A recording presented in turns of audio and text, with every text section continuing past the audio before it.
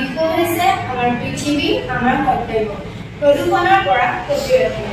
আমি দেখিবলৈ পাইছোঁ যে কল-কাৰখানা আৰু আৱৰ্জনাসমূহৰ পৰা অহা প্ৰদূষণে আমাৰ পৃথিৱীখন কেনেদৰে ক্ষতি সাধন কৰিছে। বায়ু প্ৰদূষিত হৈছে, গছ-গছনি অবাধ ধ্বংস হৈছে। আমি আমাৰ প্ৰয়োজনীয় বাবে গছ কাটিছো আৰু পাহৰি গৈছো যে গছবোৰে আমাক জীৱন দিয়ে। আমি যদি থমকি নৰওঁ তেনেহ'লে আমাৰ এই গ্ৰহটোৱে সম্পূৰ্ণ সৌন্দৰ্য হেৰুৱাই পেলাব। কিন্তু আমি এই পৰিৱেশ পৰিৱৰ্তন আনিব পাৰোঁ। গছ-গছনি ৰোপণ কৰি চৌপাশ পৰিষ্কাৰ কৰিব পাৰোঁ।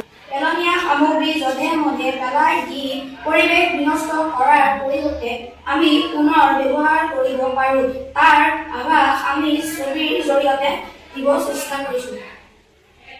যদিহে আমি সকলোৱে একেলগে এই সৰু সৰু কামবোৰ কৰিবলৈ আৰম্ভ কৰোঁ, তেতিয়া আমাৰ পৃথিৱীখনে পুনৰ প্ৰাণ পাই সেউজীয়া হৈ উঠাৰ সুযোগ